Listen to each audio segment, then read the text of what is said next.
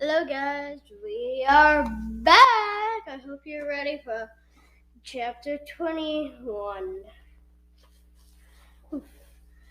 Here we go. Queen Scarlet's yellow eyes were small slits between orange scales. Now, where, she hissed, did you hear about that particular law? Pearl shifted on her talons.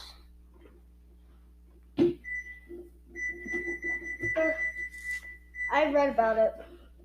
I bet you did,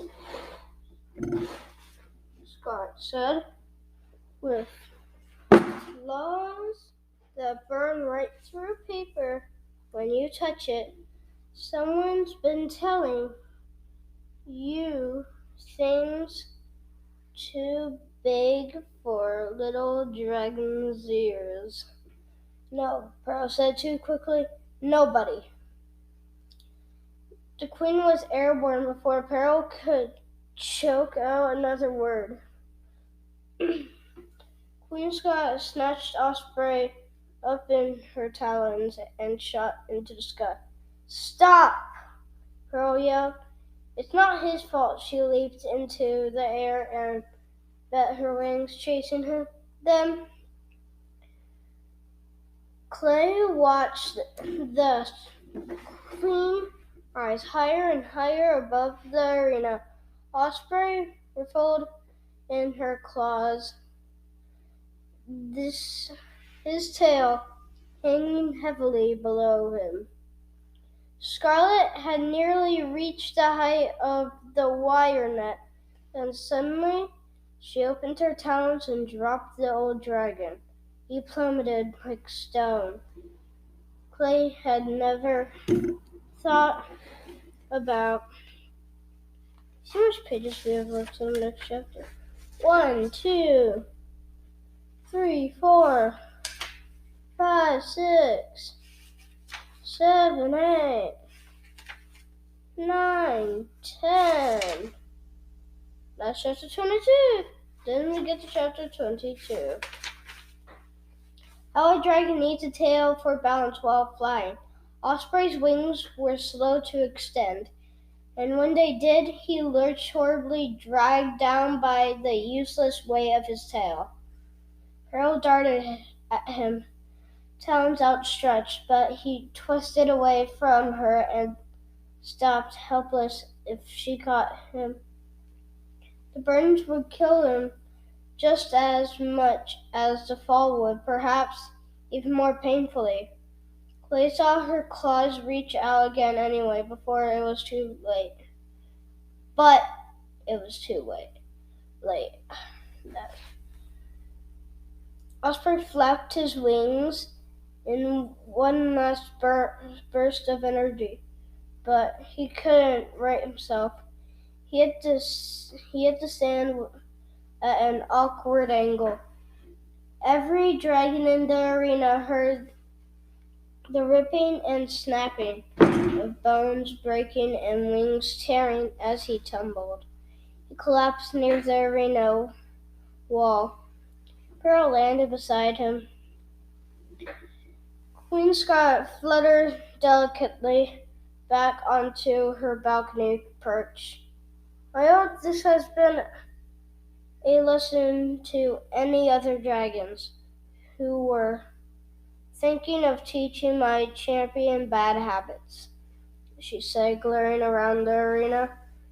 He's not dead, Pearl said, clawing at the sand. He will be soon. Queen Scarlet said, waved a dismissive claw. Now, I won't argue with the champion's shield. The champion has asked to stand for the prisoner. I will choose her opponent and they will battle at the end of the games tomorrow. If she wins, Kestrel goes free. If not, well, I'll have a dead champion.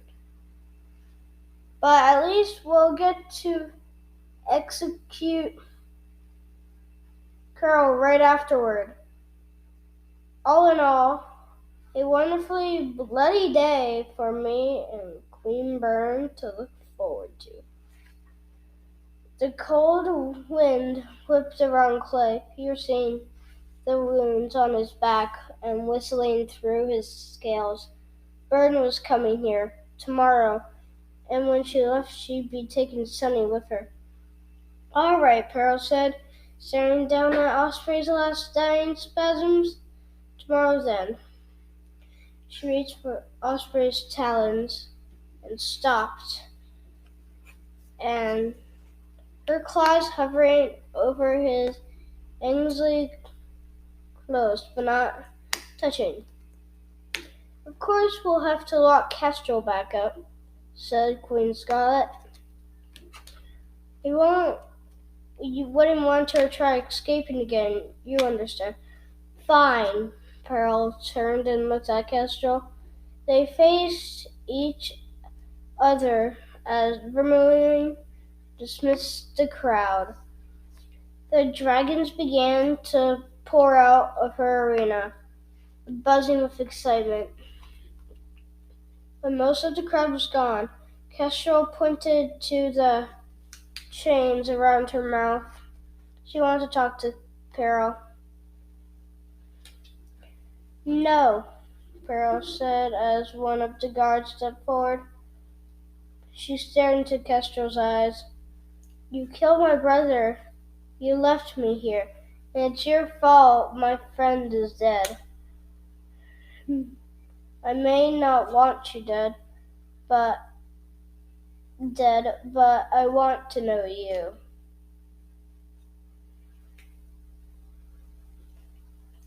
She turned and left the arena. The guards dragged Kestrel away under Queen Scarlet's triumphant smile.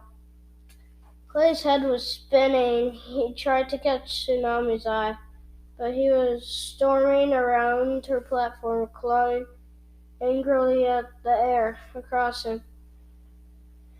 Starfleet was sitting up and looking at the sky. Clay tried to think if Pearl succeeded in freezing Kestrel.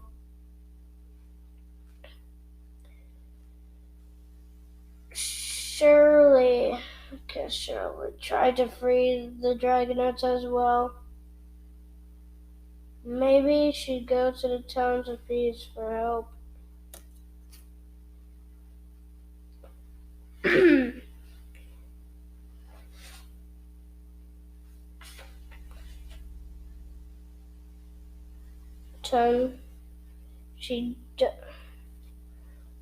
She darted away to the circle over Tsunami's head.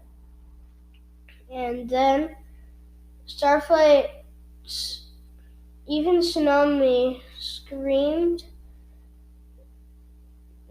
seemed cowed by the silence in expectation. All three Dragonets stayed still and watched her until Bern flew away and disappeared into the palace. We have to get out of here, Clay thought. Now, tonight. I couldn't imagine what those dark eyes would see in Sunny. He had a horrible feeling Bern would collect the little sandwing by killing, stuffing, and mounting her on the wall. But it was impossible. This was worse than their situation under the mountain. There, at least, they'd been together. Clay wasn't the clever thinker of the group. He couldn't come up with bright ideas and brilliant escape plans all by himself. He realized Pearl hadn't kept her end of the bargain by telling him where Sunny was. So even if he could get down from his prison, he'd have no idea how to find Sunny in the vast Skywing Palace. Had Pearl forgotten about him? Or was she angry for some reason? Clay paced, fretting, and the loose wire whacked at his other talon. He peered down at it. The sun was just a golden silver against the mountains. All the moons were only starting to climb the sky, so he didn't have much light. He held up his free talon to the last of the sunlight. The wire had a curious clasp that held it in the palace around his leg as long as it was mostly taut. But now that the wire was loose at one end, he could see how to slide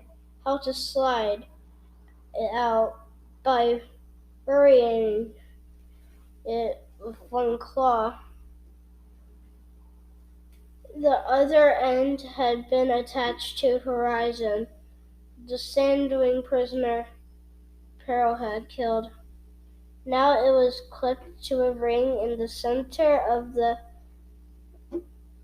empty rock platform, which was why no one else that it had noticed that it was swinging free.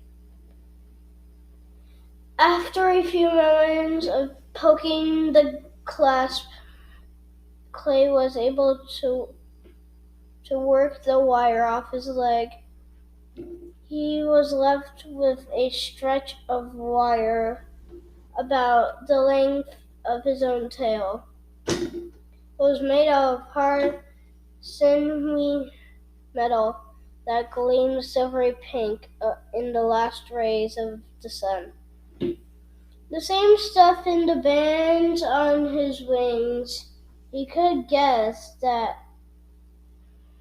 it was fireproof, or other prisoners would have blazed through the wires long before him, which meant Pearl's scales must be significantly hotter than regular fire to blaze through the wire so easily. Clay glanced around. Most of the prisoners were curled up to sleep for the night. It was only sunset, but there was not much else up to do on the rock columns.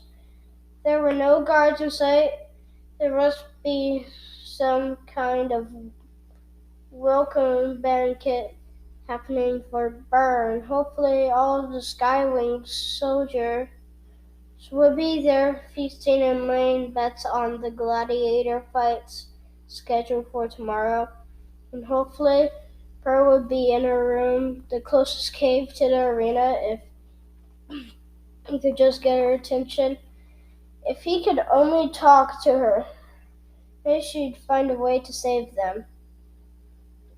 He wrapped one end of the wire around each of his front talons and tried sawing it across the wire that extended from his neck out into the web. He had hoped it would slice through or something useful like that, but both wires looked undamaged when he stopped.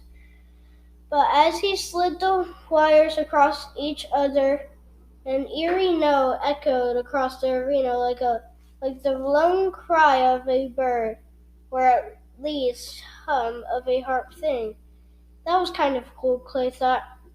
He wondered if he could make different notes. He tried sliding the wire farther away from him, then closer to his neck. And then he tried the other three wires attached to his legs.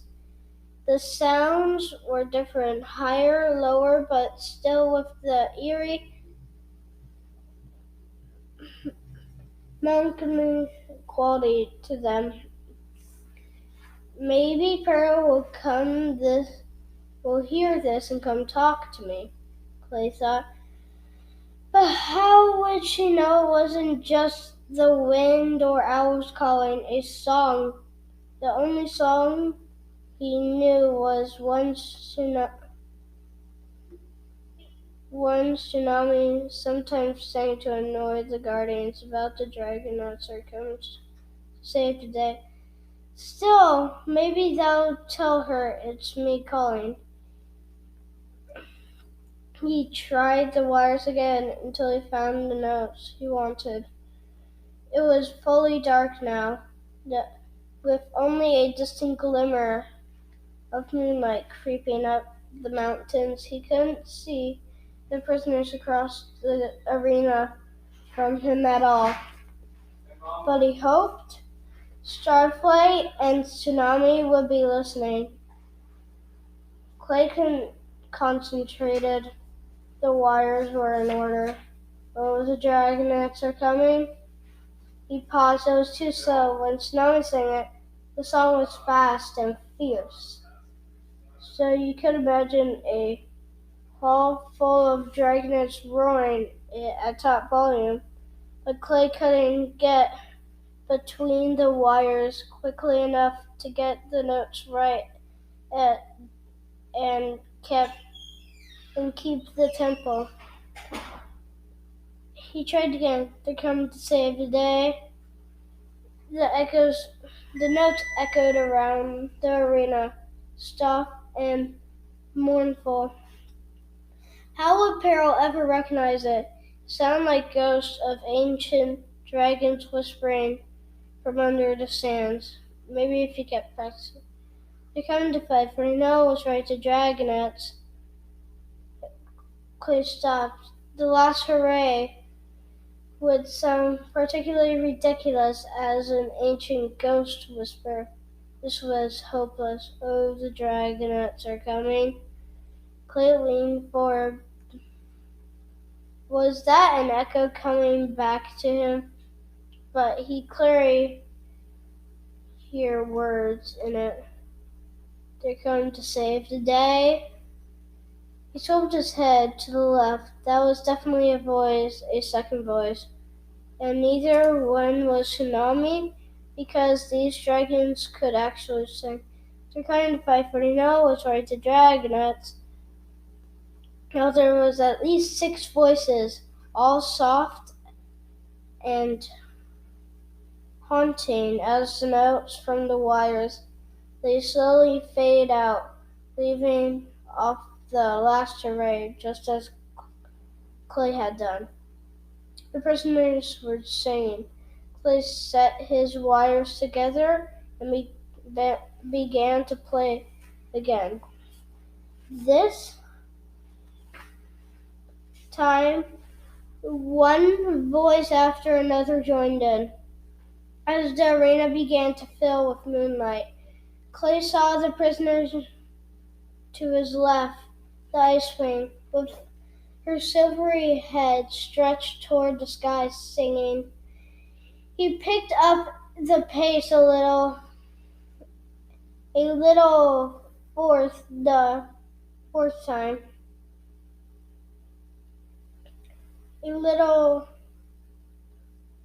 The fourth time around, although the notes still had that eerie plaintive sound, even if this didn't get Pearl's attention.